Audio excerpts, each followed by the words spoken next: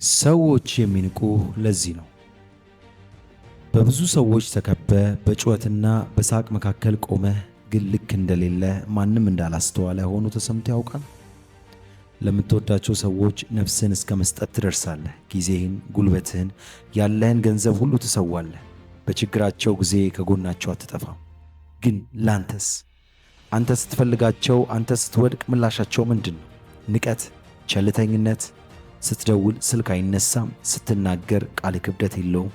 ሌሎች ሲናገሩ ጸጥ ብሎ የሚያደምጡ ሰዎች፣ አንተ ስትናገር ግን ፊታቸውን ያዞራሉ። ያንተ ሐሳብ፣ ያንተ ስሜት፣ ያንተ ህመም ለነሱ ምንም አይደለም። ለምን ብለህ ራስን ጠይቀህ ታውቃለህ? እኔ ምን አጥፍቼ ነው? ፈጣሪ ጨክኖብኝ ነው ብለህ በብቸኝነት አልቅሰህ ታውቃለህ? የለም ወዳጄ፣ ዛሬ ማንም ሊነግርህ የማይደፍረውን አንድ መራራ እውነት ልነግርህ መጥቻለሁ። ሰዎች አንተን የሚንቁ፣ ሰዎች እርግፍ አድርገው የተው በእነሱ ጥፋት አይደለም፣ በራስ ጥፋት ነው። አዎ፣ ሳታውቀው በምትጠቀማቸው ቃላት፣ በምትሰራቸው ትናንሽ ስህተቶችና በገዛ ስነ ልቦና የሰዎች ንቀትን ጋብዛል። ታዋቂዋ አሜሪካዊት ኤሌኖር ሩዝቬልት አንድ አስገራሚ ንግግር አላት። ያላንተ ፍቃድ ማንም ሰው የበታችነት ስሜት እንዲሰማ ሊያደርግ አይችልም። እውነት ነው። የክብር በር ቁልፍ ያለው የራስ እጅ ላይ ነው። ዛሬ የምናያቸው የሚያስከብሩ የንግግርና የተግባር ሕጎች ሰዎች አንተን የሚያዩበት መነጽርን ለዘላለም የሚቀይሩ ናቸው። ቅዱሱ ቃል እንዲህ የሚል ጥልቅ እውነታን ይነግረናል። ከሚጠበቀው ነገር ሁሉ በላይ ልብህን ጠብቅ፣ የሕይወት መውጫ ከእርሱ ነውና ይላል። አንተ ግን ልብህን ለገዛው ሁሉ በነፃ ሰጠ፣ ክብርህን ለማንም አሳልፈ ሰጠ። አሁን ግን ይበቃል። ይህ ቪዲዮ እስከ ዛሬ የተሸከምከውን የንቀትና የውርደት ቀንበር ሰብሮ የሚጥል። ዛሬ እያለቀስክም ቢሆን እውነታውን ትጋፈጣለህ። ይህ ቪዲዮ እስከ መጨረሻው ካየኸው ዳግመኛ ማንም ሰው አናትህ ላይ አይወጣም። ይህን ቪዲዮ ከመቀጠላችን በፊት አንድ መልእክት አለኝ። ይህ ስነ ልቦና ጫና፣ የብቸኝነትና የሰዎች ንቀት ስሜት ከአቅም በላይ ከሆነብህና ልትቋቋመው ካልቻልክ ብቻህን አትሰቃይ።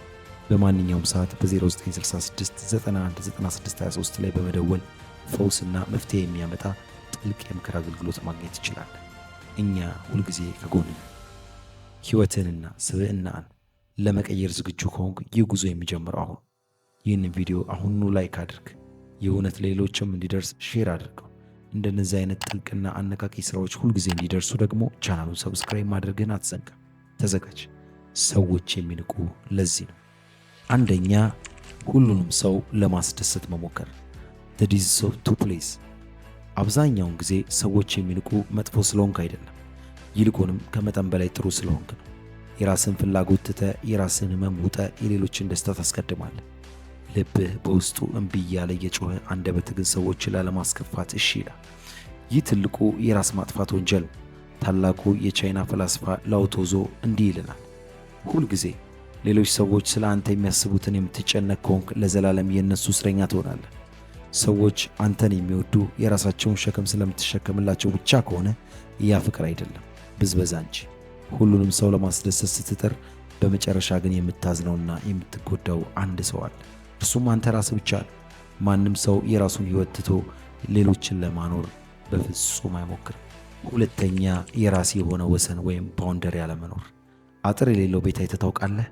ማንም መንገደኛ ይገባበታል፣ ከብቱም ይረግጠዋል፣ ቆሻሻም ይጣልበታል። አንተም በሕይወት ላይ አጥር የለህም። ሰዎች በሚፈልጉበት ሰዓት ይመጣሉ፣ በሚፈልጉበት ሰዓት ይሄዳሉ። ምን ቢናገሩ እንደሚያስከፉ፣ የትኛው ድርጊታቸው መስመር እንዳለፈ አላሳይሃቸው። ደንብ የሌለው ሕይወት ሁልጊዜም በሰዎች ይረገጣል። በቅዱሱ ቃል ላይ ቅጥር እንደሌላትና እንደፈረሰች ከተማ መንፈሱንና ስሜቱን ድርጊቱን የማይገታም ሰው እንዲሁ ነው ይላል። ሰዎች አንተን የሚይዙ አንተ ራስህ እንዲያዙኝ ብለህ በፈቀድክላቸው ልክ ነው። እዚህ ጋር ይበቃል ማለት ካልተማርክ ሰዎች ክብርህን መርገጣቸውን አያውቀውም። እስኪ ሶስተኛውን እኔ አላስፈላጊ ይቅርታ መጠየቅ ወይም ኦቨር አፖሎጃይዚንግ። ጥፋት ሳታጠፋ ይቅርታ ትላለህ። ሐሳብህን ለመግለጽ ስትፈልግ አልፎ ተርፎ ሌላ ሰው አንተ መንገድ ላይ ሲገጭህ ቀድመ ይቅርታ የምትጠይቀው አንተ ነህ። ይህ የትህትና ምልክት ይመስልሃል? አይደለም። ይህ የውስጣዊ ፍርሃት፣ የዝቅተኛ በራስ መተማመንና እኔ ሁልጊዜ ጥፋተኛ ነኝ የሚል የተሰበረ ስነ ልቦና ማሳያ ነው። ታዋቂው የስነ ልቦና ምሁር ዶክተር ጆርዳን ፒተርሰን እንዳሉት አላስፈላጊ ይቅርታ መጠየቅ ለሰዎች አይምሮ የሚያስተላልፈው አንድ መልእክት አለ። እኔ ደካማ ነኝ፣ እባካችሁ አትጉዱኝ የሚል መለማመጥ። ትህትናና ፍርሃት የተለያዩ ነገሮች ናቸው። ጥፋት ስታጠፋ በድፍረት ይቅርታ ጠይቅ። ነገር ግን ህልውና በራሱ ስህተት እንደሆነ አድርገህ በማንኛውም ነገር ላይ ዝም ብለህ ደጋግመህ ይቅርታን አትጠይቅ። አራተኛ ለራሴ የምትሰጠው ዝቅተኛ ግምት ወይም ሎው ሰልፍ ወርዝ። ሰዎች አንተን የሚያዩት አንተ ራስን በምታይበት መነጽር ነው። አንተ ራስህን እንደ ዋጋ ቢስ እንደማይረባና ተራ ሰው አድርገህ ካሰብክ ሰዎች እንዴት ወርቅ አድርገው ሊያዩክ ይችላሉ? በመስታወት ፊት ቆመ ራስን ስታይ የሚሰማ ስሜት ምንድን ነው? ንቀት ከሆነ ሰዎች ያንኑ ንቀት የሚያንጸባርቁልህ። ታዋቂው ሩሳዊ ጸሐፊ ሮዲልፍ አንድ ሰው ራሱን ማክበር ሲያቆም ሌሎችም እርሱን ማክበር ያቆማሉ ይላል። አየህ፣ ማንም ሰው ካንተ አይበልጥም። ምናልባት በገንዘብ፣ በእውቀት፣ በመልክ ሊበልጡ ይችላሉ። በስብዕናዊ ወይም በሰብአዊ ክብር ግን ማንም ሰው ካንተ አይበልጥም። ዋጋህን ራስህ ካላወጣኸው ገበያው በነፃ ይወስዳል። ራስን ዝቅ አድርገህ ለሰዎች ስታቀርብ ሰዎች ከፍ አድርገው የሚያዩ እንዳይመስል፣ ይልቁንስ መርገጫ እርከን ነው የሚያደርጉ። አሁን ወደ አምስተኛው ነጥብ እንለፍ እስኪ። የራስ ህይወትና ዓላማ አለመኖር lack of purpose። የራስ የሆነ ግብ የለህም። ጠዋት ስትነሳ ለምን እንደምትኖር አታውቅም። በዚህ የተነሳ ሁልጊዜ የሌሎች ሰዎችን ግብ አስፈጻሚ ትሆናለህ። ዓላማ የሌለው ሰው ዓላማ ላለው ሰው ተቀጥሮ ወይም ተገዝቶ ይኖራል። ማንም ሰው የት ወደሚሄድ እንደማያውቅ ነፋስ ወደሚያወዛውዘው የሚሄድ ሰው አይከበርም። ራዕይ ዓላማ በሌለበት ህዝብ ዘንድ መረን ይሆናል እንደሚል ቃሉ ዓላማ የሌለው ህይወት ክብር የለውም። የራስህ ህልም፣ የራስህ ሥራ፣ የራስህ እቅድ ሲኖርህ ሰዎች አንተን ለማግኘት ጊዜ ማክበር ይጀምራሉ። ሁልጊዜ ሥራ ፈት ሆነ የሰዎችን ጥሪ የምትጠብቅ ከሆነ ማንም ሰው ዋጋ አይሰጥህ። ለራስ የምትኖረው ራስህ ብቻ ነው። ስድስተኛ ሁል ጊዜ ተገኝ መሆን ወይም ኦልዌይስ አቬለብል መሆን። በኢኮኖሚክስ ሕግ አንድ ዕቃ በገበያ ላይ በብዛት ከተገኘ ዋጋው ይረክሳል። የሰው ልጅም ስለ ልቦናም እንደዚሁ ይሰራል። ለማንኛውም ሰው በማንኛውም ሰዓት ለማንኛውም አይነት ጥሪ ዝግጁ ከሆነ፣ ስልክ ሲደወል ከመቀጽበት የምታነሳ ከሆነ ጥሪያቸውን አክብረ ሳይሆን የራስን ዋጋ ያለው ነገር ስለሌለ ነው። ታዋቂው ደራሲ ሮበርት ግሪን The 48 Law of Power በተሰኘው መጽሐፉ ላይ እንዲህ ይላል፣ ክብርን፣ ሞገስን ለማግኘት ከሰዎች ዘንድ በጥቂቱም ቢሆን የራኩ ከመጠን በላይ ሁልጊዜ መገኘት ዋጋን ያራክሰዋል ይላል። በየቀኑ የምታየው ፀሐይ እንኳን በሌሊት ስለሚሰወር ጠዋት ስትወጣ ሰዎች የሚናፍቋት። ሁልጊዜ ዝግጁ የሆንክለት ሰው አንተን ማጣት ምን እንደሆነ አይረዳውም። መገኘትህን እንደ መብት፣ አለመገኘትህን ደግሞ እንደ ወንጀል ጭምር ይቆጥሩታል። ሰባተኛ ከሰው ዕውቅናን መለመን ሲኪንግ ኤክስተርናል ቫሊዴሽን። አንድ ነገር ስታደርግ ጎበዝ እንዲሉ ትፈልጋለህ። ልብስ ስትገዛ ሰዎች እንዲያደንቁልህ ነው። ስራ ስትሰራ ሰዎች እንዲያጨበጭቡልህ ነው። ማህበራዊ ሚዲያ ላይ ፎቶ ስትጭን ስንት ሰው ላይክ እንዳደረገ በየደቂቃው ስልክህን ታያለህ። ደስታን፣ በራስ መተማመን የሰው እጅ ላይ ጥለኸዋል ማለት ነው። ቅዱሱ ቃል እንዲህ ይናገራል፣ አሁን ሰዎችን ወይስ እግዚአብሔርን ደስ አሰኛለሁ? ወይስ ሰዎችን ደስ ላሰኝ እፈልጋለሁ? አሁን ሰዎችን ደስ ባሰኝ የክርስቶስ ባሪያ አይደለሁም እንደሚል የሰዎችን አድናቆት መፈለግ የውስጣዊ ባርነት ትልቁ ማሳሪያ ነው። ሰዎች ሲያደንቁ ሰማይ ላይ የምትሰቀል፣ ሲነቅፉ ደግሞ ምድር የምትገባ ከሆነ ሕይወትን እየመራው ያለው አንተ አይደለም። ሰዎች በሩቅ ተቆጣጣሪ ሪሞት ኮንትሮል እየነዱ ነው ማለት ነው። ራስን ማስከበር የምትጀምረው የሰዎችን ማረጋገጫ መጠበቅ ስታቆም ብቻ ነው።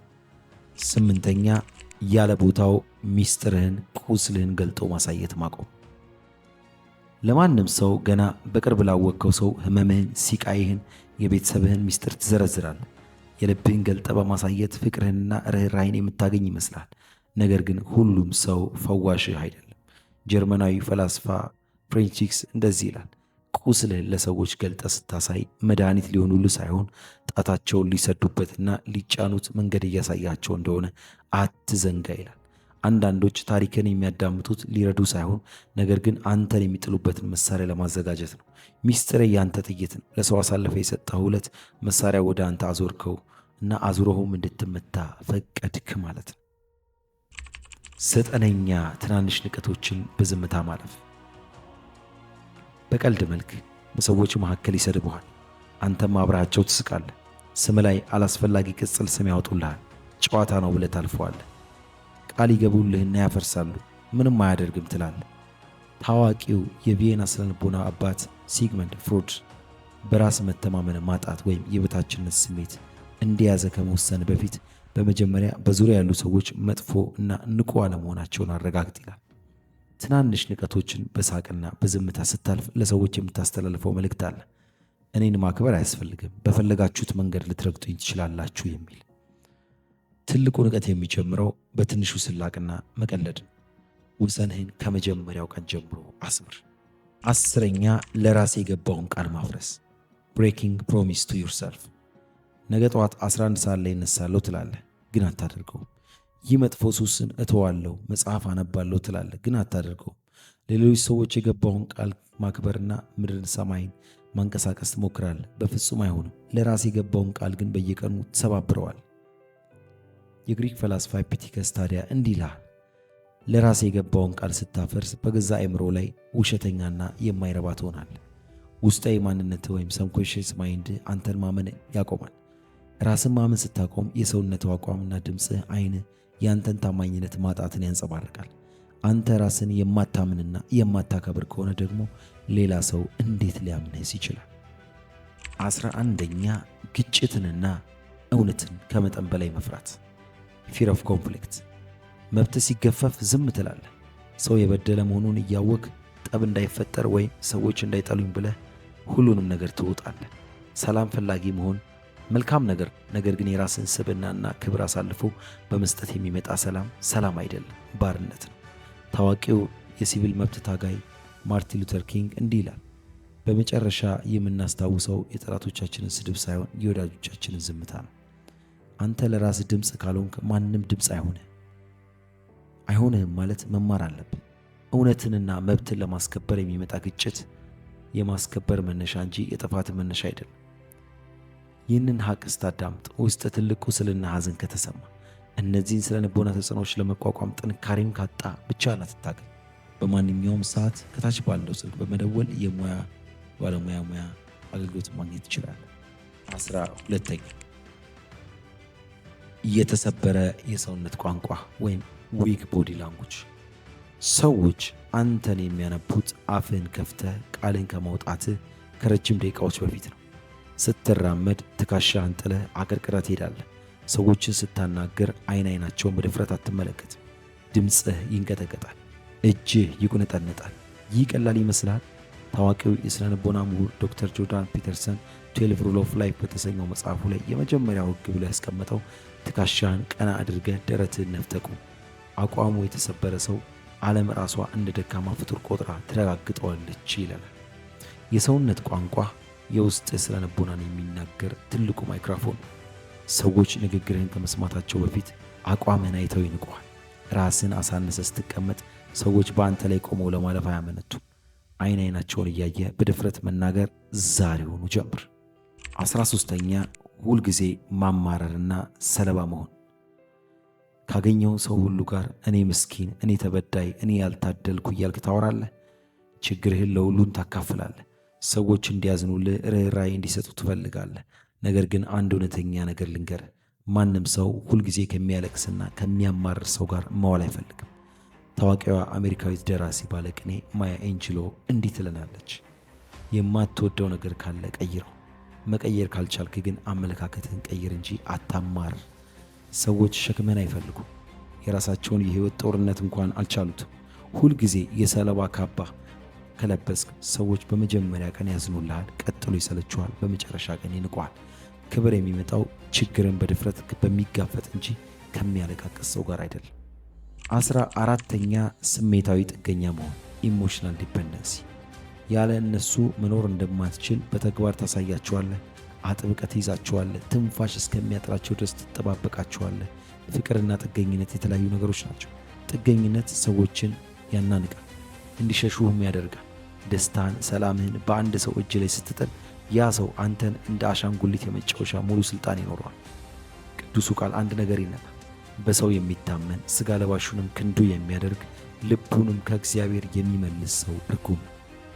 ሰው ተለዋዋጭ፣ ዛሬ ያወደሰ ነገ ይጠላሃል።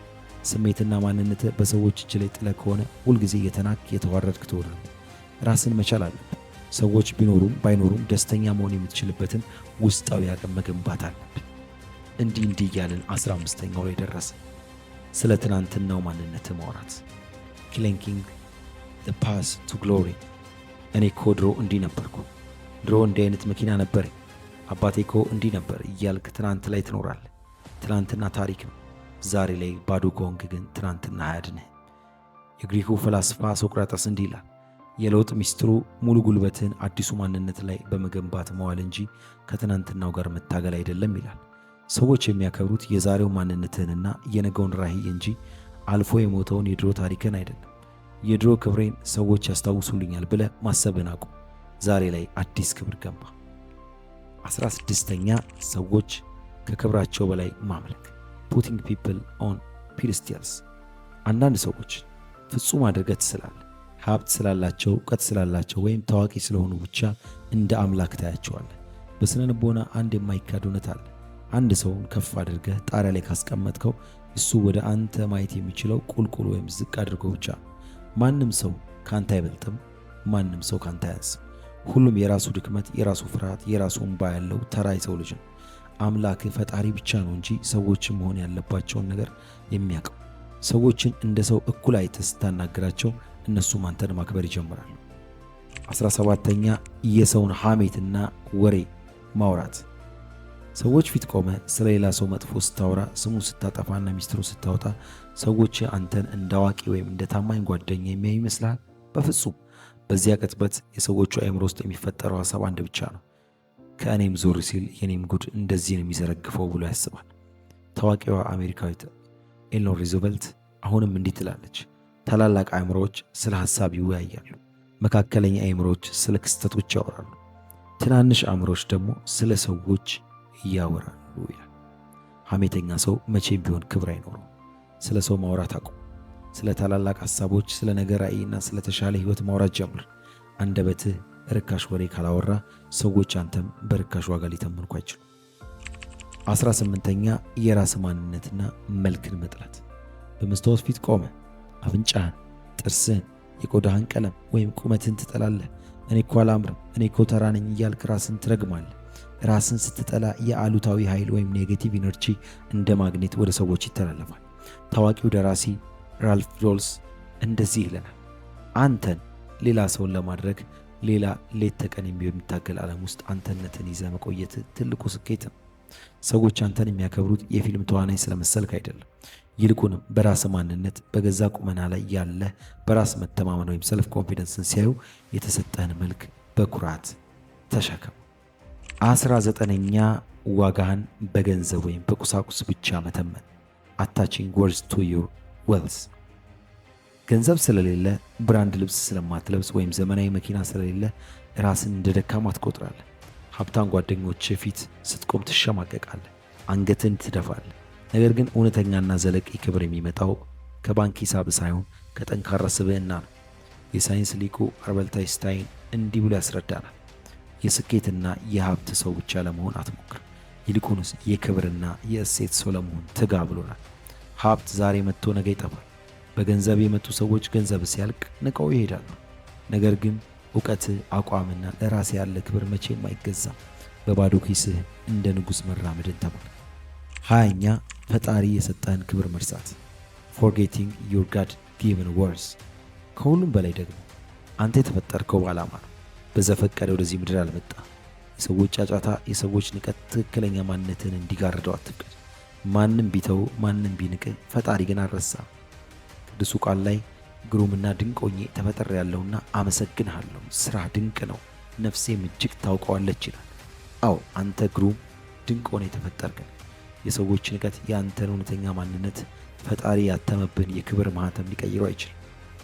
አንተ ውድ ነህ ወዳጄ። ይህን ሁሉ ሰምተህ አሁንም የብቸኝነት ስሜትና የተሰበረ ልቦና እያስጨነቀ ከሆነ መውጫ መንገዱ ጠፍቶብህ በጭንቀት ውስጥ ካለ ዝም ብለህ አትሰቃይ። እኛ ልንረዛ ዝግጁ ነን።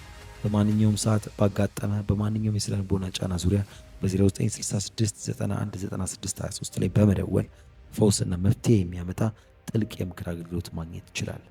አንተ ብቻህን አይደለም። ይበቃል። ዛሬ ያለቀስከው ለቅሶ ይበቃል። ዛሬ ያዘንከው ሐዘን፣ የተሸማቀቅከው ውርደት ዛሬ እዚህ ላይ ያበቃል። ከዛሬና ከአሁኗ ደቂቃ ጀምሮ ማንም ሰው ክብርህን እንዲረግጥ አትፍቀድ። ማንም በውስጥህ ጀግና አለ። እምቢ ማለትን ተማር። አይሆንም ማለትን ተማር። ለራስህ ክብርን ስጥ። ብቻህን መሆንን አትፍር። ምክንያቱም ብቻህን ቆመ ራስን ማግኘት ከብዙ አጭበርባሪ ሰዎች ጋር ሆነ ራስን ከማጣት በሺህ እጥፍ ይሻላልና። ከትናንትና እለፍ፣ ዛሬ ግን ያንተ ነው። የክብር ዘውድ ያለው የራስ እጅ ላይ ነው። አንስተ አናትህ ላይ አድርገው። ይህ ጉዞ ቀላል አይደለም፣ ግን አንድ ቃል እገባልሃለሁ፣ 100% ዋጋ አለው። አብረን ይህን የለውጥ ጉዞ እንጓዛለን። ይህ ቻናል የለውጥ መድረክ ነው። አሁኑኑ ሰብስክራይብ በማድረግ የዚህ ጠንካራ ቤተሰብ አባል ሁን።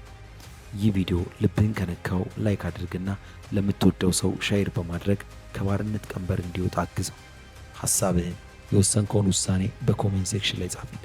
የውስጥህን ድምፅ መስማት ትፈልጋለህ? ክብርህን ለራስህ፣ ክብር ለፈጣሪ። በቀጣይ ቪዲዮ እስክንገናኝ ድረስ ራስን ውደድ፣ ራስን አክብር። ቸር ሰንብትልኝ።